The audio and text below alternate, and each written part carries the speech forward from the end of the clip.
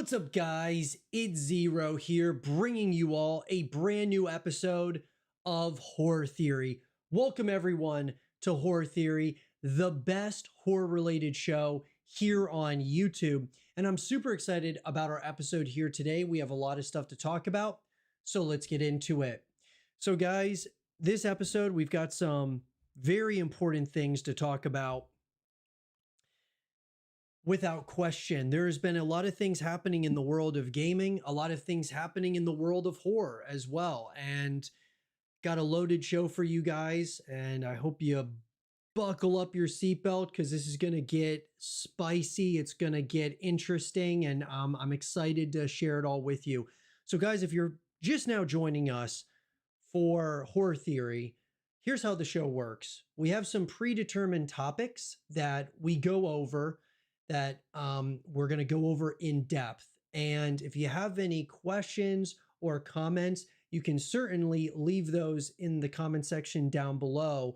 But you can also go ahead and click the tip link in the description down below. And that tip link will guarantee that your question is going to get answered on the show, as long as we deem it appropriate that it's going, that we should do so. And like I said, what's awesome about that tip link is it's good 24 hours a day, 7 days a week. So if you're watching this episode of Horror Theory as a VOD, you can still leave your question and we'll answer it on the next episode. So with that down and out of the way, guys, let's talk about this. There's been a lot of things happening, as I mentioned or alluded to here just a second ago. In relation, I'm going to move my seat over just a little bit here. In the world of gaming, in the world of horror, there's a lot of things that have been going on. And we're going to address a number of those things here on the show. But I want to start with this. I'm going to go ahead and switch screens here for all of you.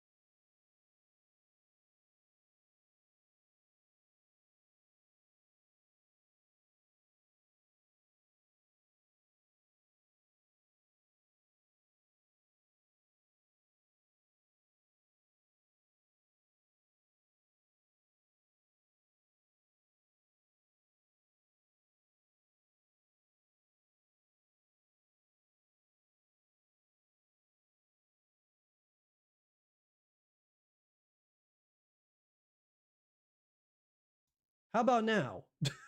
Like, no mic, dude. Oh, man. First world problems, guys. So Jeff, what's up, brother? So here's what I want to start with, guys. I want to start with Resident Evil Requiem. And this is a title that I'm incredibly excited about because when we're coming off of the heels of Resident Evil Village, I thought Village was great. My personal favorite more recently was Resident Evil Biohazard. I thought Biohazard was absolutely incredible.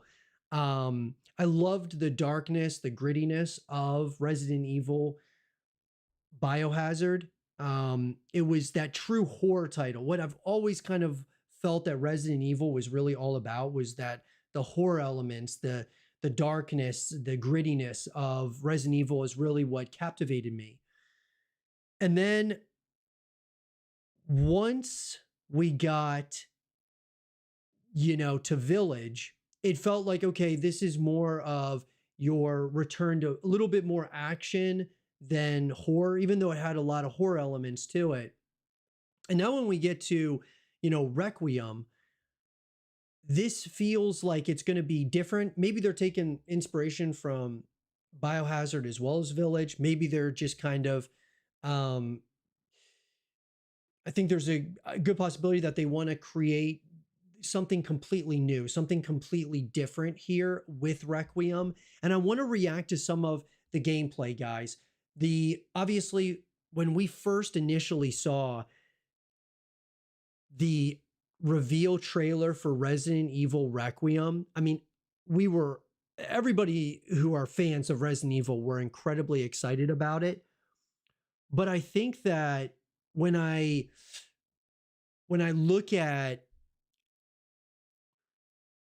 like the past of where where Resident Evil was, and I really started getting into the Resident Evil universe with Resident Evil 5. And I thought Resident Evil 5 was great in a number of ways. Certainly some of the mechanics, things of that nature, I wasn't a huge fan of. But overall, I was like, okay, I'm sold on this franchise. We got to Resident Evil 6. I thought it was a major step in the wrong direction. And then, of course, we have Biohazard, which I think was incredible. The best in the franchise, in my personal opinion. Village, thought was great. I thought it was a great follow up. I thought it was going to be really hard to top Biohazard, but it definitely became my second favorite. And now,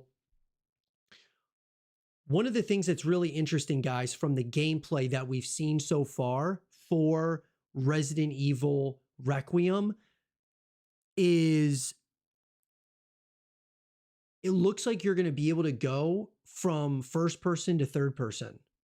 And this is going to be I think this could be really fascinating because there's a number of shots here that you'll see where our character, Grace Ashcroft, who is the daughter of Alyssa Ashcroft, is in first person. And then we'll see her again in third person, which I think is really interesting. One of the things I love from what we've seen of Requiem is there seems to be a significant emphasis once again on horror elements, strong, dark, gritty horror, which I love. I mean, obviously, going back to Raccoon City, whether it's just a stop along the journey or we're there for a while, that's something I'm really excited about. And playing as Grace is going to be interesting. I'm really interested to learn more about her. There was a leak that came out that she wasn't going to be the main protagonist or the main character that you play as. It was going to be Leon Kennedy, but that was later confirmed to be false by Capcom. Leon is not the main character. It is Grace Ashcroft. But it seems like from the gameplay, and you can see here where she's now in third person, it seems like there's going to be some stealth involved here as well. There are going to be times more than likely where you're moving around without a weapon. And that is going to be utterly terrifying. And so we're going to see the nuke. More than likely, maybe some flashbacks to the past, which will be really interesting. I think they're going to kind of maybe tie up some loose ends, right? That's what I'm what I'm thinking in my mind. Show us kind of like some past work here in terms of those Resident Evil remakes that Capcom took on. The team at Capcom, they absolutely crush it with their titles. You know, I think about Resident Evil, of course, is number one to me, but even Devil May Cry, Monster Hunter, some of their titles I've never really gotten really into, but I respect them and I absolutely appreciate that they exist for the massive fan bases that love those games. But Resident Evil was always like the really special one to me. And what's so cool about this is that Resident Evil Requiem is going to be coming out in February. They're going to have a heavy presence apparently at Gamescom this year, which a lot of people are going to get the opportunity to play Resident Evil Requiem for the first time at Gamescom. I'm not sure if it's like opening night live or, you know, if it's just going to be throughout the course of the week that people will get the opportunity to play it. But we're going to be hearing a lot more about Resident Evil Requiem because, I mean, when you think about it, they've already built a ton of hype for this title with the reveal trailer. And moving onwards now, dude, I'm telling you, it's going to be something really special. I believe that. I just do. I think we are in for a really solid entry in the Resident Evil universe with Resident Evil Requiem. Could it be more Biohazard than Village? Could it be more Village than Biohazard? I mean, look, guys, anything's possible, but I think that they're trying to kind of make this its own thing, but within the universe. And so that's what's going to be really interesting as we move into Resident Evil Requiem. I'm very excited about it. Let me know what you guys think in the comment section down below about the gameplay that we've seen so far. First person, third person, what do you guys think? Let us know in the comment section down below and let us know your thoughts. All right, guys.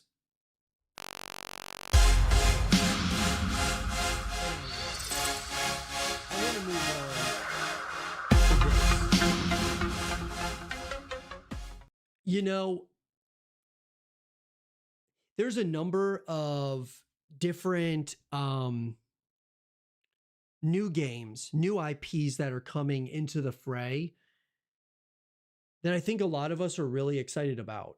I look at, you know, so many horror games, right, that are coming out. It's going to be really interesting later this year. I just found out about the Horror Game Awards, and apparently they show off a lot of new horror games at the Horror Game Awards as this show is starting to build in popularity, and we're probably for sure going to be doing a watch party around the Horror Game Awards this year.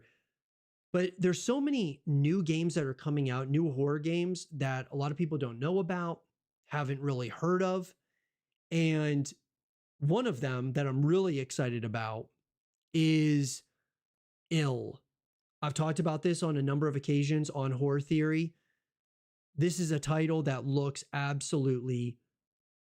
gnarly, man. I mean, it looks like you watch these trailers that have come out, even if you go way back to the initial concepts, and it was like you almost wanted to take a shower by watching these trailers. It's absolutely crazy. But the guys who worked on movies like VHS, Welcome to Derry, It, a number of different movies as well as shows are working on Ill to make this cinematic horror experience. And so I want to talk about that with all of you guys right now. So let's jump into it. We got our first gameplay look at Ill, and I want to talk about it, and I would love to hear your thoughts about it in the comment section down below. So, guys, Ill is a title that is shrouded with a lot of mystery. However, it also has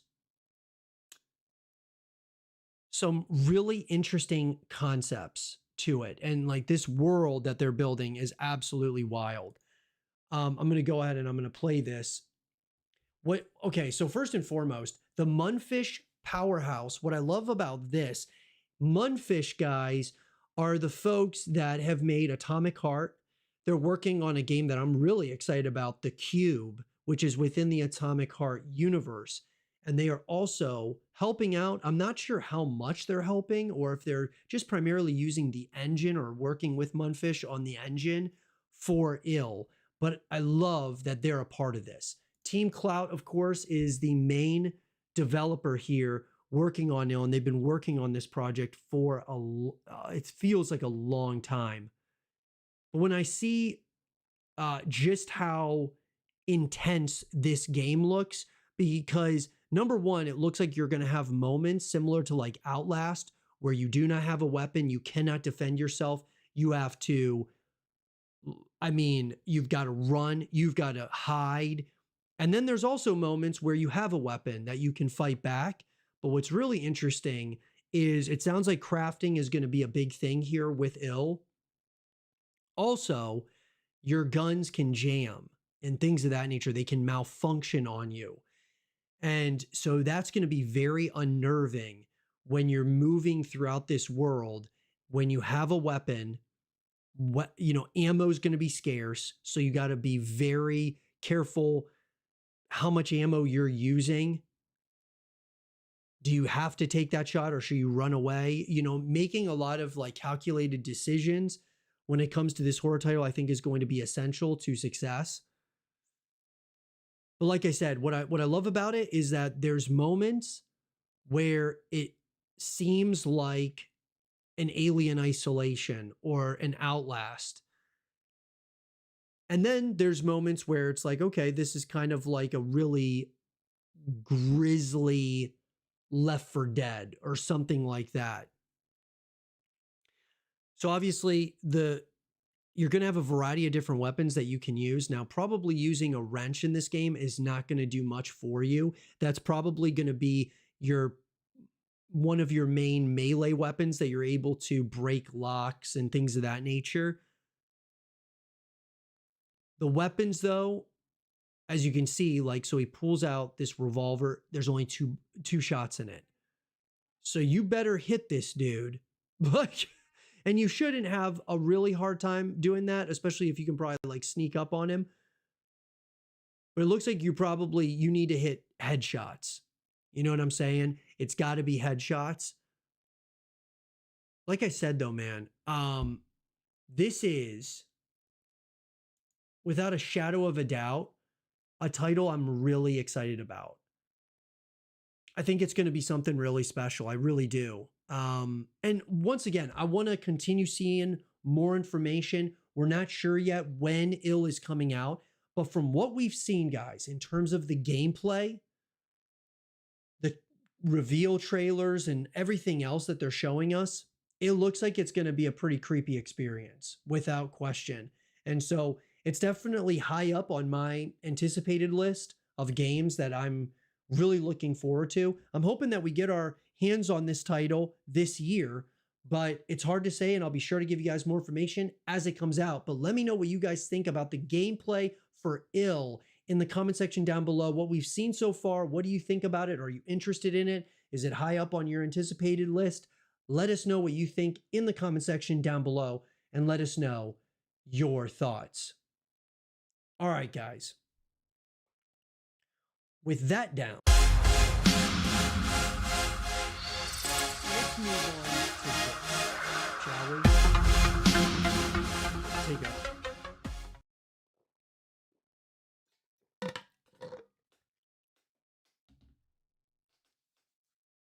Something happened in the world of gaming recently that shook the gaming industry in a number of ways massively. And that was none other than Xbox canceling some of their titles, as well as letting a lot of people go. Massive layoffs, game cancellations. I want to talk about that right now because I think what's important here that we preface this,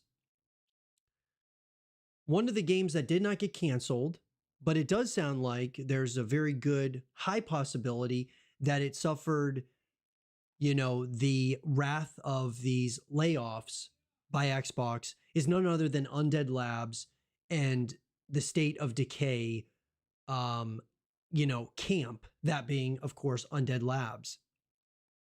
I want to talk about this. So there was an article that came out. Let's go ahead and I'm gonna switch screens here.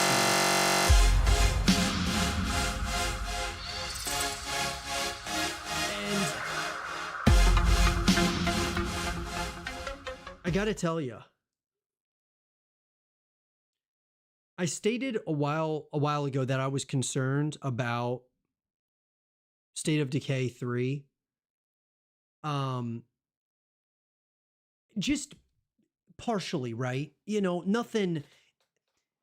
I wasn't, so concerned that, like, guys, I mean, I think it's any day now that State of Decay 3 is going to get, canceled or whatever. Because we did see, a second trailer back in 2024 at the Xbox Game Showcase.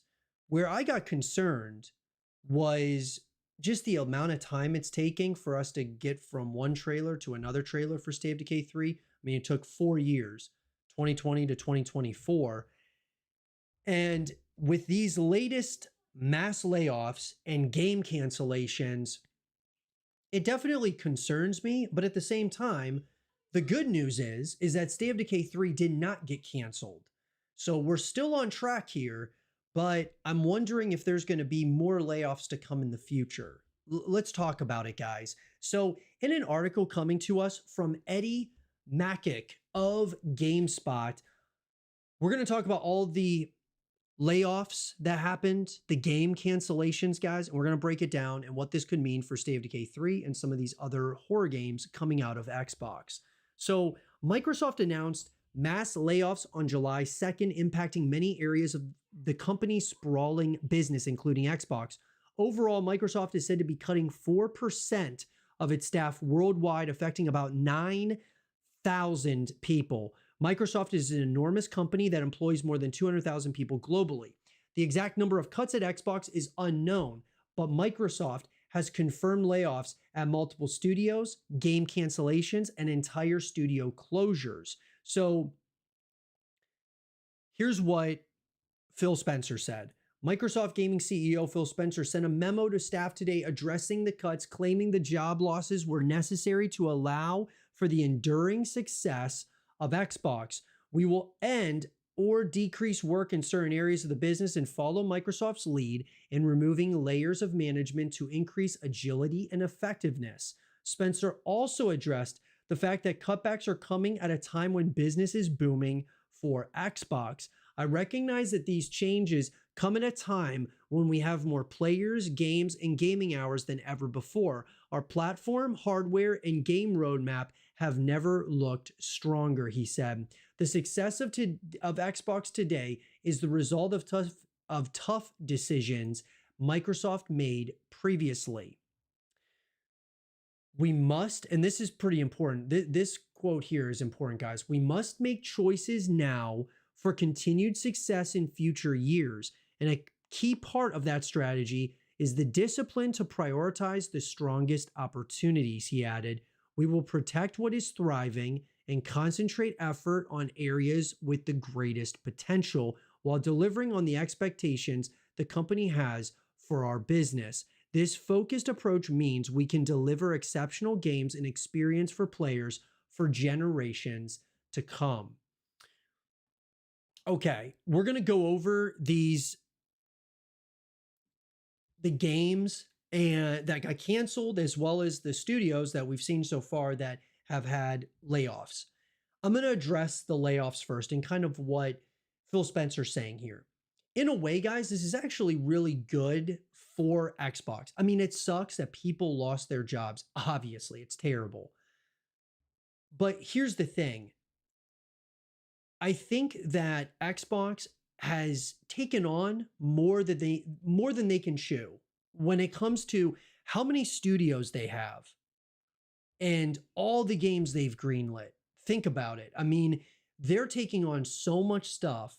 And for whatever reason, all these games that they possess, all these IPs, it's taking with more people than ever that they have helping out with these different titles. I mean, we saw the number here, guys. Microsoft, they employ 200,000 people globally. Okay, so Microsoft as a whole is huge. Xbox employs a lot of people as well. The problem, though, is just because you have more people doesn't mean that these games are coming out sooner. Now, we all know that it's very hard to make a video game. Guys, I've done extensive research on game development. I have never made a video game, though, but from the research I've done, to make an indie game, it is very hard. It's very difficult to make any video game, but an indie game is very difficult. To make a AAA title is incredibly difficult because you're constantly showing the higher ups at whatever company that is, and you have to get consistent approvals, and those things can take layers upon layers of time. So here's the problem. The problem is that you have all these people working on these games, but it's not efficient. It's not working. You look at games like State of Decay 3 was announced in 2020. 4 years have gone by and we finally got another trailer. And it wasn't a release date trailer. It showed us what looked to be a little bit of some gameplay, but it's been 4 years. And obviously we haven't heard anything since then. So what's going on? And then on top of that, you might have certain studios have more people than others, right? State of Decay 3 with Undead Labs, it feels like maybe they have a smaller team over there that we don't know about. And that's why they had to pull the coalition in, the folks making Gears of War. And Obsidian had to come over and help Undead Labs as well. Maybe they're just understaffed with Undead Labs, but then a bunch of these other studios are overstaffed. And so I think Xbox is looking at how can we become more efficient? Because when you think about it, they should be releasing a ton of games every year, but they're not. They've got so much going on that they're not efficient. It's like they're a master of none right now. They've got their hands in so many different things. I will argue, guys, that like, for example, Call of Duty Black Ops 7, which is really like the first title that Xbox gets to see all the way through. Like Black Ops 6, obviously they purchased Activision Blizzard and all of that. But, Black Ops 6 was probably already being worked on before they even took over Activision Blizzard. And so this is the first game, Black Ops 7, where it's like Xbox has got their fingerprints all over it. Where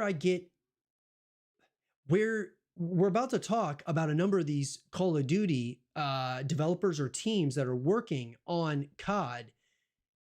And I'm going to tell you, they got a lot of layoffs there at a number of these companies that are working on one of the biggest games of all time, that being Call of Duty. Why are they having layoffs for a game as large as Call of Duty? Well, I stated this, guys, during the Xbox Game Showcase, that trailer for Black Ops 7, it was just a teaser trailer, but I believe it was the worst teaser trailer that Call of Duty has ever produced, and I don't think it's even close. I'm not saying that means that the game is going to be bad, but I'm just telling you, they're going in the wrong direction. Like in terms of just putting a promo, a trailer together, it's like already feeling off. Now, yes, there are some games, guys, that Microsoft, or I should say Xbox, seems to be crushing. But why is it taking so long for these games to come out? The problem is you have all these higher ups of leadership at Xbox, and these are the people that State of Decay or Undead Labs, they send say a level 2. They're like, "Hey, this is concept art. This is what like where like the direction we're going." And then one person in leadership has to pass it to another person, to another person. And it's like this, it just takes forever. And so what Phil Spencer is doing and what Xbox is doing is they're trimming the leadership roles within Xbox as well as with these studios, which is a good thing because now you're going to have less layers to get through. You're going to have less people that you have to, get approvals from for different things, right? There's too many people. It's like there's too many cooks in the kitchen here with certain studios. And then other studios like Undead Labs, it sounds like they don't have enough people, like, with State of Decay 3. So it's a very interesting thing.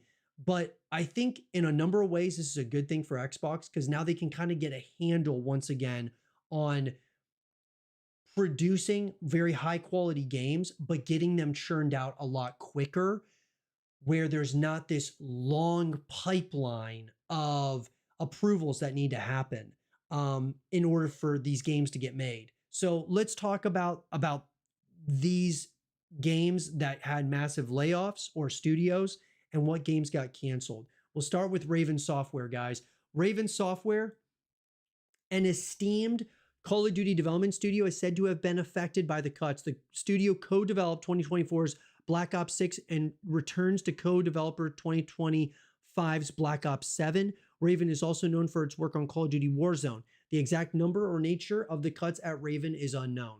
And once again, guys, like, I don't think that it is necessarily a bad thing that they are trying to be more efficient, right? Getting rid of like some of these people in these higher up leadership positions. When you think about it, guys, who knows how many of the higher ups at Xbox have different they have different agendas and they're not on the same page with one another. And so then it's these games are going through these development hell cycles. Think about Fable, think about Elder Scrolls 6, think about State of Decay 3. I mean, guys, the amount of games, if it was just one game, it was just like one-off title that we were seeing development hell cycles with, creative differences with, multiple studios having to come in and help. If that was like one game, okay, that's not really a problem. But this is a systemic problem, it's felt like, within Xbox, where you have all these awesome ideas, but you can't execute them in a timely manner, and you're spending tens of, millions of dollars to get these games produced. And by the time that these development cycles are done, I mean, when they release to the world, like on Xbox Game Pass day one, it takes you way longer to make that money back. And then it hurts Xbox's bottom line and things of that nature. So, like I said, I think that this is a good thing for Xbox. Let's talk about Turn 10 Studios. Forza Motorsport developer Turn 10 Studios was reportedly hit significantly by the Xbox cuts. A report said that, okay, this is crazy. A report said nearly 50% of staff were let go. Though it's not clear how many people this amounts to, the studio's last release was 2023's Forza Motorsport for PC and Xbox Series X and S. Look, I've never been a massive Forza Motorsport fan. I've always heard that it was a massive franchise, though, for Xbox. They reportedly cut 50% of people working on Forza.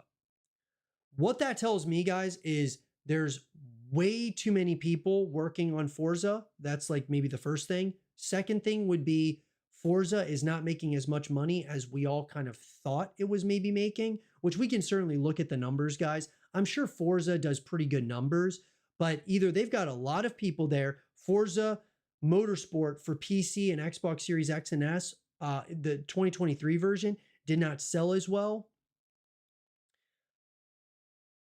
or once again, they've got a bunch of like leadership positions over at Turn 10 Studios, and it was just taking too long to get things, moving over there. It's really hard to say, but that is a massive, staggering number, dude. 50% of their staff. It's crazy. Let's move on to the next one.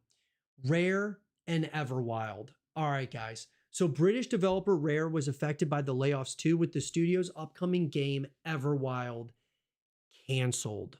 The game was announced in 2019 and had been in development for reportedly 10 years before this decision came down. Anonymous developers speaking to VGC said that Rare couldn't find the right direction for this project even after it was rebooted. So look, guys, think of it like this. Xbox is paying these studios to make these games. They were paying Rare salaries, like a number of of Rare hires a team, right? Xbox is giving them money to pay people salaries, hourly pay, whatever, right? To make these games. So say you got hired by Rare on Everwild day one, you had a job for 10 years and the game still never came out. So what I'm saying is Xbox is thinking to themselves, dude, you've had 10 years to get this game done and it's not done yet. So they can the project. What I think Xbox is doing though now is they're realizing, okay, we're just going to kill these projects because they're in development hell. They're not going anywhere slowly, right? And so I think it's actually people don't realize, you don't really think about it from, a lot of people attack Xbox for decisions like this, but you have to remember this game's been in development for 10 years. So they've been paying Rare to get this game going, and all that money just down the drain for 10 years, a decade. So obviously they're going to cut their losses. They're like, you know what, Everwild, this isn't going anywhere. Let's cut it. Rare, 50 or however many people they decided to cut, you're moving on to something else, or you're going to come over here and you're going to help out with this this development team work on, say, we're going to move you to Gears to help you or help the coalition or whatever. It could be a number of things. You guys are going to go work on Elder Scrolls 6 because it's taken Bethesda so long to get their act together. So what I'm saying is it's staggering when you think of this game's been in development for 10 years, never came out. And according to VGC, they couldn't find the right direction in 10 years. It's wild. So then we move on to a new MMO. There was a new MMO RPG from the Elder Scrolls Online developer ZeniMax Online Studios, reportedly codenamed Blackbird, was said to be canceled. It had reportedly been in development in some form since 2018. Longtime exec Mac Furr is also leaving the company. Once again, I mean, it's a game that was in development since 2018. And more than likely, guys, I mean, there's a reason for it. Rare couldn't find the creative footing, right, for Everwild. This might have just taken a while for them to really figure out what do we want to do here, or maybe there were creative differences within the studio. They were getting pushback from the higher ups, because obviously Elder Scrolls is a massive franchise and, it's got to go through some levels there to get it right. They want it to be perfect, but yeah, it's not surprising. I think Xbox wants to start getting to a point of efficiency where they are pumping out these games a lot quicker, like a lot quicker. Because even with a smaller team, you can sometimes be way more efficient. So think about that as well. And then we get to Perfect Dark. One of Microsoft's newest studios, The Initiative, is closing up shop, and its first game, a new Perfect Dark, has been canceled. A report from May 2024 said the new Perfect Dark game was in rough shape. Look, from what I had seen of Perfect Dark, I thought it looked fine. It didn't look like the greatest thing ever, but I thought it looked okay. you know, but obviously there were problems. And once again, Xbox is looking at it like, okay, if we release this game in this current shape, it's going to bomb. It's not going to do well. It's not going to sell well. We're going to lose money on it. So they're cutting their losses now. It's kind of like, think of, a really good example of this, guys. This is kind of a movie reference. DC and Warner Brothers, they decided to cancel, um, what was it? Batgirl. They had made a Batgirl movie. It was done. The movie was filmed, edited, the whole nine. And when there was new management that came in with the DC studios, they said, yeah, we're not releasing that in theaters. Yeah, it's not going to streaming. We're cutting it. It's not happening. It's not coming. It's never releasing. It's not going anywhere. We don't want it to be a part of the DC cinematic universe or whatever. And so they scrapped it. They completely scrapped Batgirl when it was done. So what I'm saying is I'm comparing what's going on here with Xbox to that. Xbox looked at Perfect Dark and they say, "Yeah, dude, there's some things that look okay, but it looks like it's in pretty rough shape and I think we're just going to cut our losses here." They closed down the initiative, which it's really, like I said, guys, once again, it's really unfortunate. I would have loved a Perfect Dark, like a really solid Perfect Dark title, but if it's not, if they don't feel like it's gonna do well, or it's gonna take them another 5, 10 years for it to release, and then it's gonna come out and it's gonna bomb, like it's not gonna do well, like nobody plays it, that's what they're thinking about, obviously. Once again, here we go. Another Call of Duty studio. Long time Call of Duty co-developer High Noon Studios has been affected by the Xbox cuts too, according to Charlie Intel. The studio has for years supported Call of Duty Warzone and other Call of Duty projects. I think I've said this for a while, guys. I think there's too many cooks in the kitchen with Call of Duty. I really do. The things that need to be addressed are not addressed because it has to go through too many layers. And that's why Phil Spencer, they're cutting a lot of these leadership roles, leadership positions, because it needs to be more efficient. If I'm a developer and I'm working for Sledgehammer Games, for example, and we put together this anti-cheat and there are 10,000 accounts that are currently hacking in Call of Duty, I need the permission to ban these accounts right now. I can't wait 3, 4, 5 months for you guys, that being the leadership positions at Xbox, to make a decision. Like, it needs to happen right now. So getting rid of those leadership positions or a lot of those executive roles and stuff, whether it's at, the higher ups of the game development studios or Xbox itself, that's what I think Xbox is looking at. They want to cut a lot of these leadership positions so that things can become more efficient and things can start moving quicker. Because here we go with Sledgehammer Games. Sledgehammer, another Call of Duty co-developer, Sledgehammer Games has faced layoffs as part of the wider cuts at Microsoft. That's according to Charlie Intel in Insider Gaming. And then we got Blizzard and Warcraft Rumble. Blizzard has announced that Warcraft Rumble support will not continue in its current form. While systemic events and bug fixes will still be made, no new content will be added. Aftermath reports that some Blizzard employees will shift to different roles while others will be let go. An exact figure has not been confirmed, but it's said to be as many as 100 people. So here's what I think about that.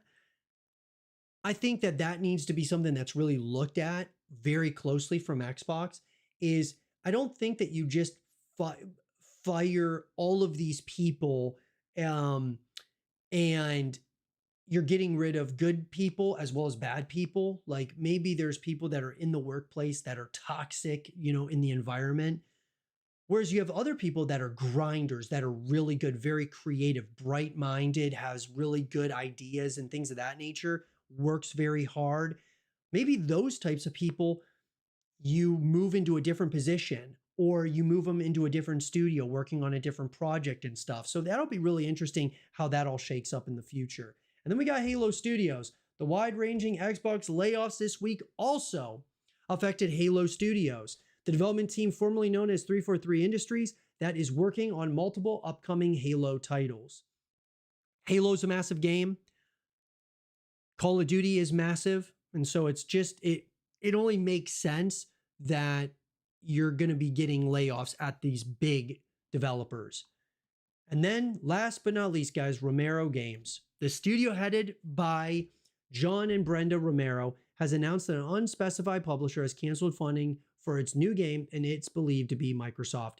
In a post, Brenda Romero said, "Our publisher has canceled funding for our game, along with several other unannounced projects at other studios," she added.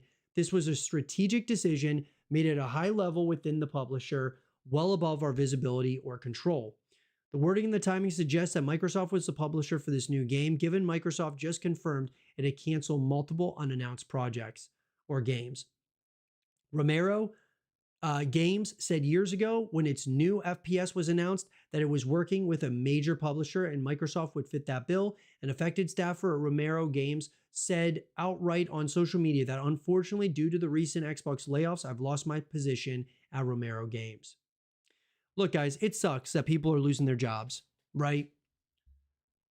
If we're looking at like silver linings here, we saw nothing about State of Decay 3. Or I should say Undead Labs. Nothing about Undead Labs. Now, I'm sure we're going to be hearing, some information that there were some layoffs at Undead Labs, potentially. Gears of War, the Coalition. Didn't hear anything there. Didn't hear anything with Fable. I thought that Fable would maybe be one of these games that got canceled, honestly. But it ended up being Perfect Dark. The one that makes the most sense to me that got canceled is Everwild, because this game was in development for 10 years. It makes no sense for a company like Xbox to continue paying Rare to make this game, and it's been 10 years. Like, where's the game, guys? Like, if I'm Xbox, I've been investing in this for 10 years. Where is it? Well, we can't find the right direction. Okay, well, we're going to cancel that, and you're going to have to let go of part of your workforce. And the guys who are really good, the girls who are really good, let's move them to another project. Like, I think this is good for Xbox. I really do. I think this is going to make them more efficient with getting approvals to all those things, guys. I really believe that this is going to help Xbox massively with getting approvals on very low level things, like very base level things, like getting some accounts banned that need to be banned for cheating in Call of Duty, to very higher up ordeals like, gameplay mechanics and things of that nature within some of these games, and get the approvals a lot quicker. If it doesn't have to go through so many layers, and all those layers it's going through, they all have their own personal agendas and blah, blah, blah. Dude, I'm telling you, this is going to be a lot better for Xbox moving forward. But let me know, guys, what do you think about what happened with Xbox here? The shakedown that's happening from all the people that are getting let go to, all of the games that are getting canceled. Do you guys think there's going to be more that are getting canceled, more layoffs to come in the future? Let me know what you guys think in the comment section down below, and let us know your thoughts. All right, guys. With that down and out of the way,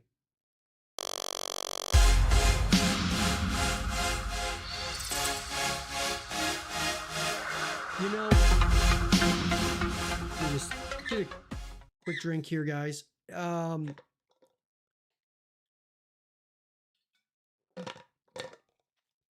Another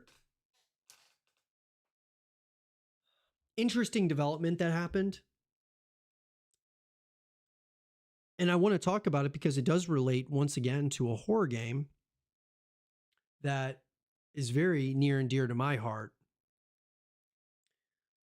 The Last of Us.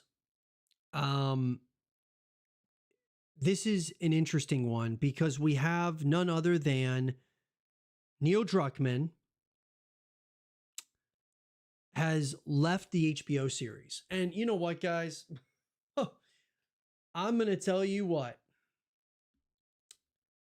I thought that The Last of Us season 1, I thought it was great. I thought they crushed it, man. But season 2, I am not a fan of it at all. Yes, the production quality is great. I think there's a number of people within The Last of Us, even from season 1, but definitely here in season 2 as well. A number of these cast members I think were miscast. Just kind of what the way that they're going about the story and everything else, I just was not a fan of this second season. And there was so much backlash, which there was backlash on the game as well. You know, the second game, which I think the second game was incredible, like unbelievable. But the show to me is definitely, it just felt like it was just a step in the wrong direction, in my personal opinion. But nonetheless, we have Neil Druckmann, the man, the face of The Last of Us, the face of Naughty Dog, is leaving the HBO Last of Us series. Let's talk about it. So, here we go.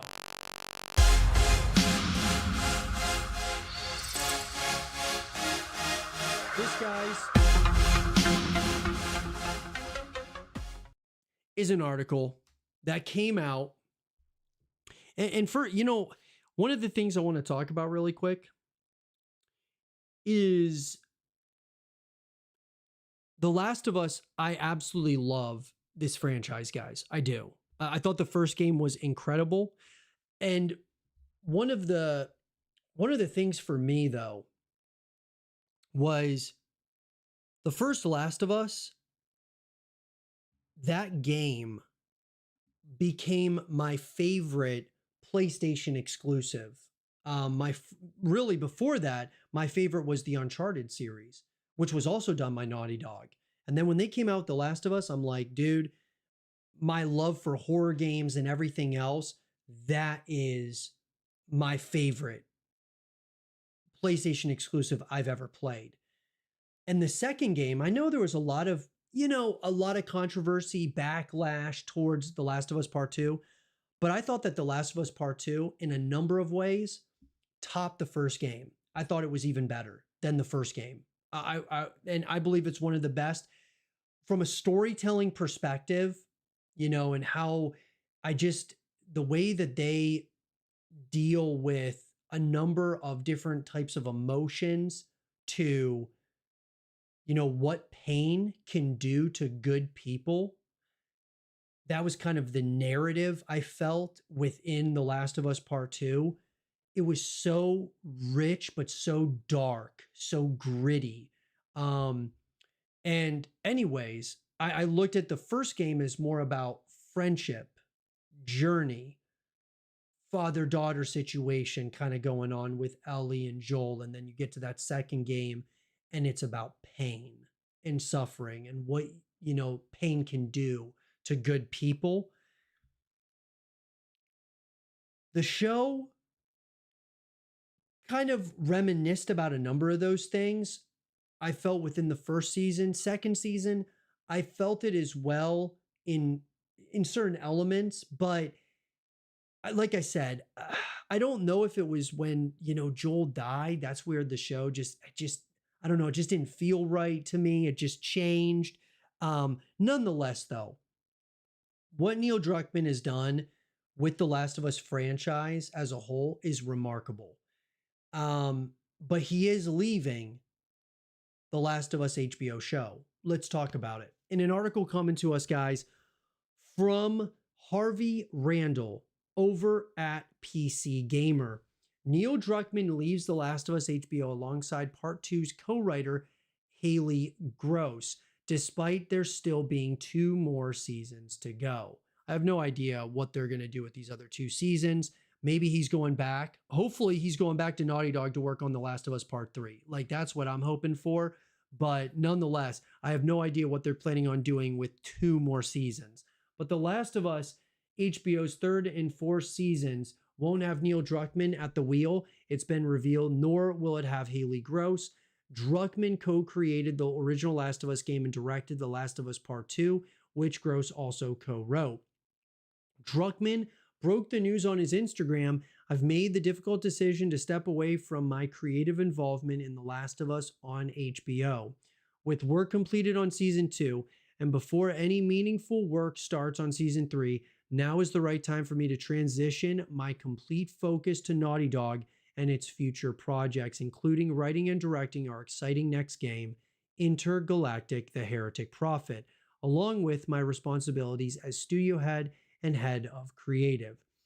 Now, look, I mean, he's obviously going to be working on Intergalactic. That's their next game, Intergalactic: The Heretic Prophet, which I think looks intriguing. It looks, I mean, it looks like it's going to be an interesting game, but I would really like them to round out the trilogy of The Last of Us Part 3, like before moving on to Intergalactic. But maybe they'll come back after Intergalactic. Who knows?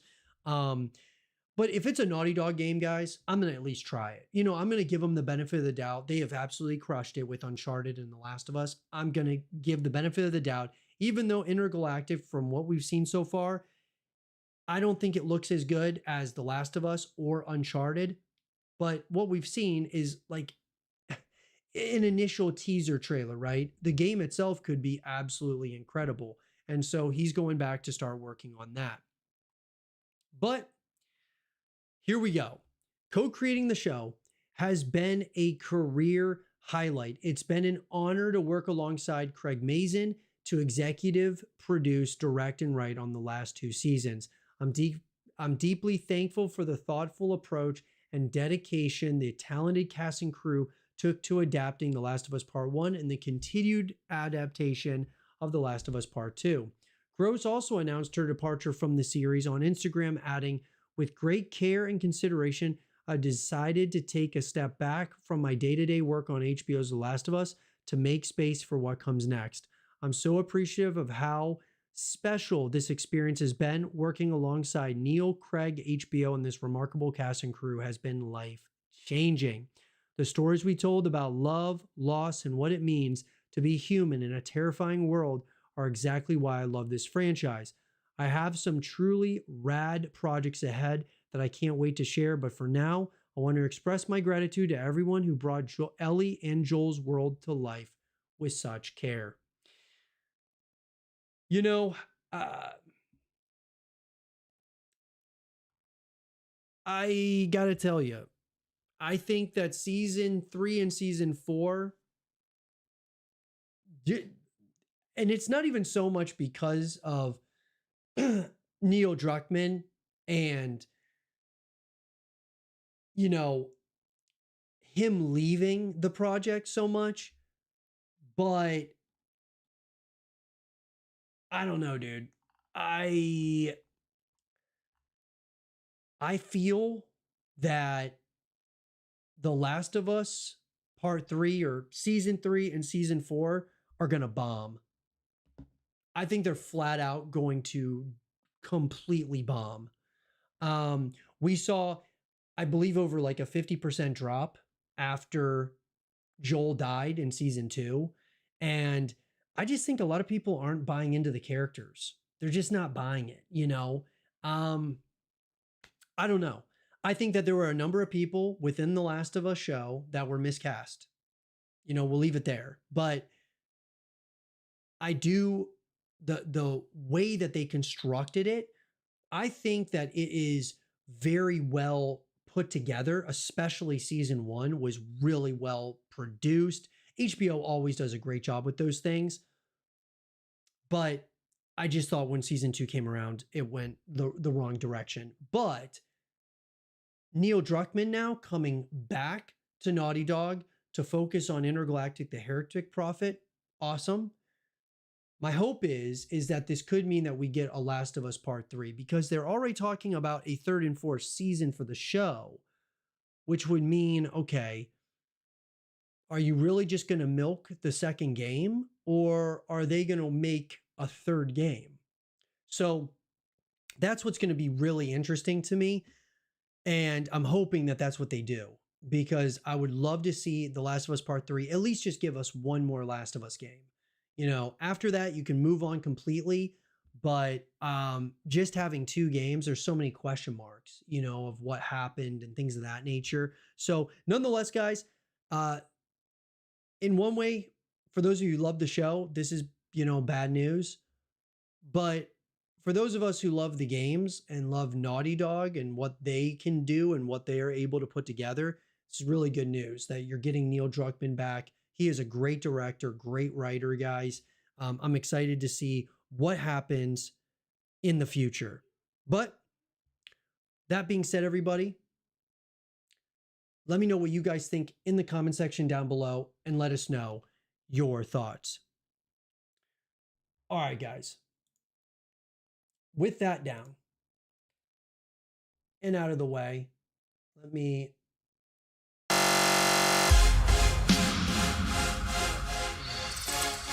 switch over to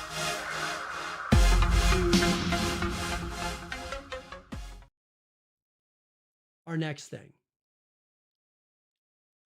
So, Gigabyte Edition, I can barely hear. Oh, okay. I didn't know my mic was not.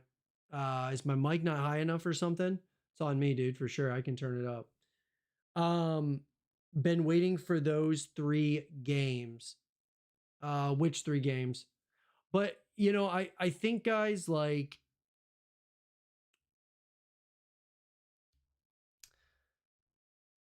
there's so much,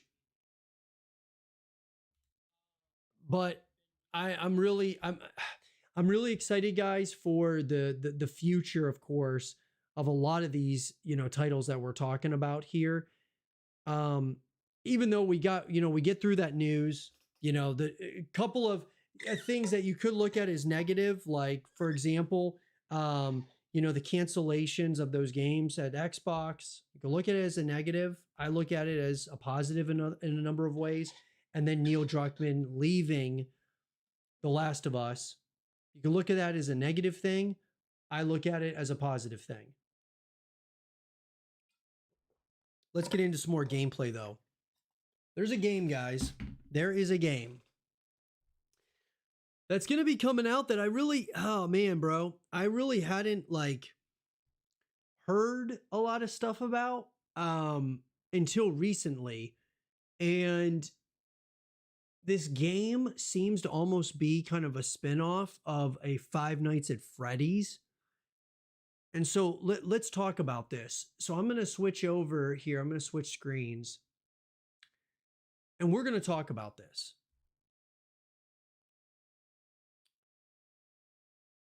All right.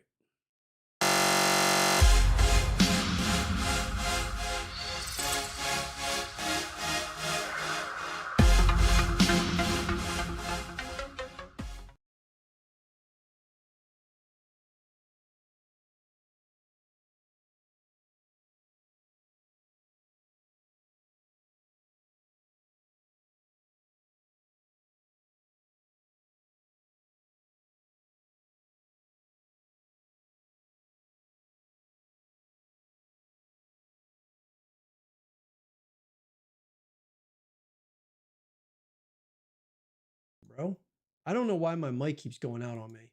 Okay, perfect. So here we go. Yep. I Nia says no mic again. No, totally with you, man.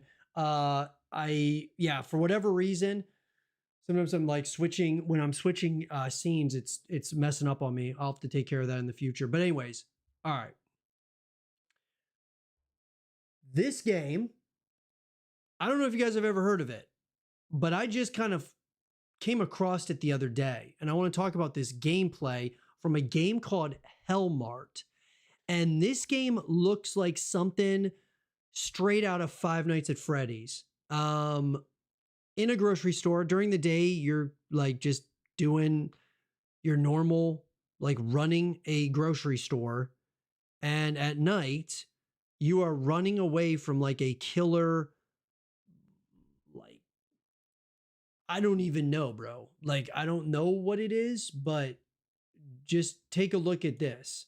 So, this gameplay is interesting to me because I think that this actually looks pretty fascinating. So it almost seems like you have nothing to defend yourself. Got this creepy clown. I guess the drain clown is what they're insinuating this is. So you got to be quiet, use stealth. You can't get out. There's other things that are trying to kill you. Or maybe it's just the drain clown, which is fascinating.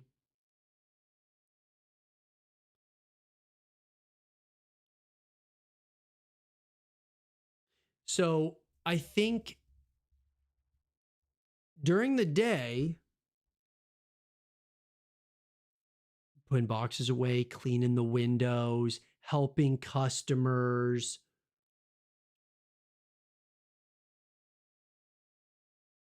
There's something wrong with the people, obviously. Something very wrong with the people, obviously. um, I mean, guys, it looks like Five Nights at Freddy's in a supermarket. You know what I mean? Like a small convenience store. You come in here just to, use the bathroom. It's awesome. Now it looks like here you have an axe. So now maybe you can fight something. Maybe the drain clown you can't kill. I'm not sure. But yeah, very bizarre, right? Like super bizarre. I think that this looks like something straight out of Five Nights at Freddy's. You know what I mean? It's definitely a spiritual successor to Five Nights at Freddy's. We don't know exactly when it's coming out yet. But I got to tell you, I'm intrigued. Gaze In Games is the studio making this game, as well as the publisher. Supermarket Simulator meets horror. You're a clerk at a 24-hour convenience store in the far north. During the day, serve customers and hit your sales goals. At night, beware of strange clients. Hide, escape, defend yourself. So it's almost like, what, you do this over and over again? Is that what they're kind of insinuating? Or is it like you're just trying to escape one night? That's what's going to be interesting, because I could see this game being like a 4-hour game to beat, or like a 3-hour game. You know what I mean? Like, how long could this game be? Like, is it, maybe it's going to be a long game. Who knows? Like, maybe it's multiple nights. Like, you have to come back to the convenience store for whatever reason. I mean, if something like that were going on, I wouldn't be showing up ever again, right? But it's going to be interesting. I think that this game is another one of those, if you're into Five Nights at Freddy's, which I've been into Five Nights at Freddy's. So I'm like, dude, let's try this. This might be a cool game. So it might be interesting. So I think we're going to give it a try whenever it comes out. But the question is for all of you, what do you guys think about Hellmart? Are you interested with it? Are you not? Like, what do you guys think about this title and the gameplay that we saw? Let us know in the comment section down below and let us know your thoughts. All right, guys. With that, let's move on to this. Shall we? All right. So here's the deal. Our next topic that I want to talk about, I believe one of the scariest games that has ever come out, ever been made, is getting a sequel. And I could not be more excited, more elated that we are getting a sequel to this game. And really, I mean, it's a part of an overarching monster franchise. I've said this a number of times, though, guys, that I believe that one of the scariest games of all time, if not the scariest game of all time, is Outlast. Specifically, Outlast 2. I think Outlast 2 was absolutely terrifying. Terrifying experience. But this game is also maybe not equally, but very, very close.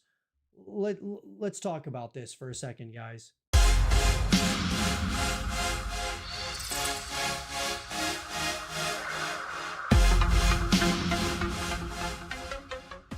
So, Alien Isolation 2 has been confirmed, guys. Now, it was actually confirmed a while back, but I wanted to talk about it because it's my first time talking about it here on Horror Theory. I absolutely loved Alien Isolation. I actually, you want to know something, guys? I might actually play it on stream for all of you, like play it all the way through, because Alien Isolation 2 is coming, and I believe it is one of the scariest games of all time. I believe that. I think, Outlast 2 is probably the scariest. This is somewhere, I mean, I would say this is easily top 5, probably top 3. It's absolutely terrifying. It's unnerving. Why is it so terrifying, though? Is because you don't have a weapon and you're hiding in lockers. You're having to sneak around, and the alien could be anywhere. It's terrifying. Similar to Outlast, where you have nothing to defend yourself. Those are the types of horror games that I love. They're probably some of my favorites because they're actually terrifying.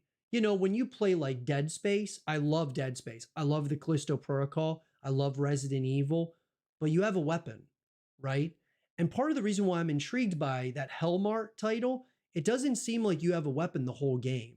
It seems like there's parts that you might have a weapon, but it's like Five Nights at Freddy's, and you're like, in this, supermarket or whatever, convenience store, and you have no weapon. Those are the types of games I love to play because it is terrifying. Alien Isolation, though, one of the scariest games of all time, without question. And now we're getting a sequel. Let's talk about it. So, guys, this is an article coming to us from Paul Kelly over at PC Games. Alien Isolation 2 release date estimate and latest news. So, the horror game sequel has finally been confirmed after 10 years in untold speculation. But when do we estimate Alien Isolation 2 will be released? Dude, it's been 10 years, bro. What? Bro, I loved this game, man. What is the Alien Isolation 2 release date? Authentically, expanding on a non-video game IP is tough. The Alien series has had more games than most over the years, with many falling flat. These outings into the Alien universe don't seem to grasp what makes the original movie so great. Slow burn storytelling and an atmosphere you could cut with a knife led the way for the most horrifying game of cat and mouse you've ever seen.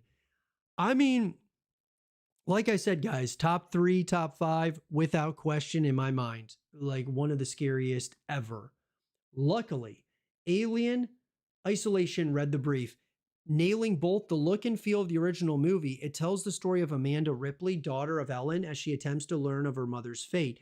There are plenty of hazards to overcome on Amanda's journey, but the horror game never jumps the shark with the true threat. You're being stalked through the claustrophobic interiors by a single xenomorph, with her only real survival option being to run and hide. We have our guesses for the Alien Isolation 2 release date, as well as some information from Alien Isolation Hope's anniversary statement. So here's what I'll say. I can't believe it's been that long, guys. 10 years since this game came out. My God. But what I'll say about Alien Isolation 2, I'm interested to see, like, are they going to make this a direct sequel, or where are they going to go in the Alien timeline? I think it's great that they're making games like this because it also really helps the overarching franchise of Alien. Especially when you have really good Alien games that come out like this. I think this one is so much better than, what was it, Alien Firebreak or something? Fire Team. Anyways, it's so much better than that. It's actually like unnerving. It's terrifying. The other is more of like just an action game, right? But nonetheless, I think that Alien Isolation 2 is very much so something that a lot of people would love, especially, coming off the heels of Alien Romulus. They're making another, Alien Earth, Alien, and they're making another Alien title.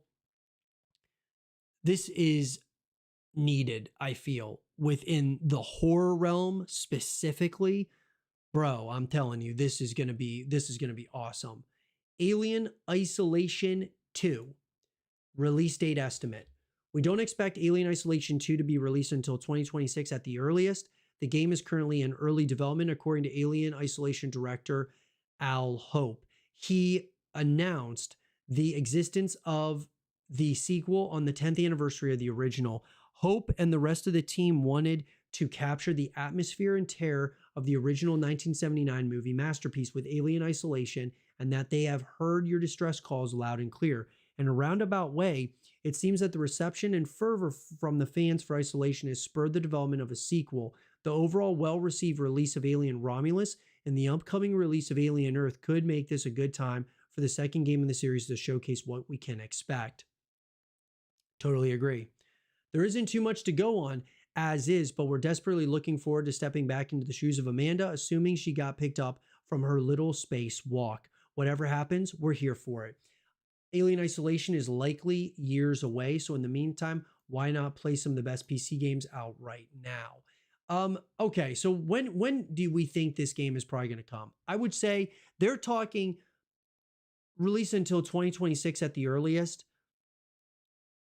I probably would have to agree with that. I would say it's probably, they're in early development, but this got announced a couple of years ago. So I would say, if we're going based on a couple of years ago when this actually got announced or confirmed that this was happening, Alien Isolation 2, I would say you're probably looking at like a 5-year cycle for this game to come out, because it's going to be a single player story, right? So probably 5 years.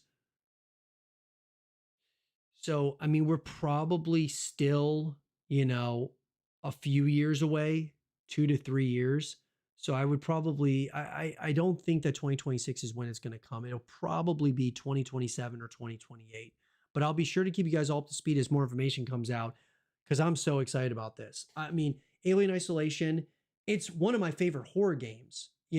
Because of how scary it is, it becomes one of my favorite horror games because of the sheer terror.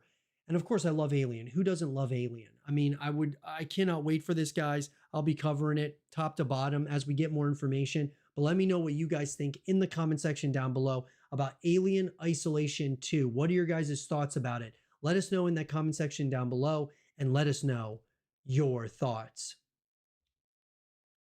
And with that down and out of the way,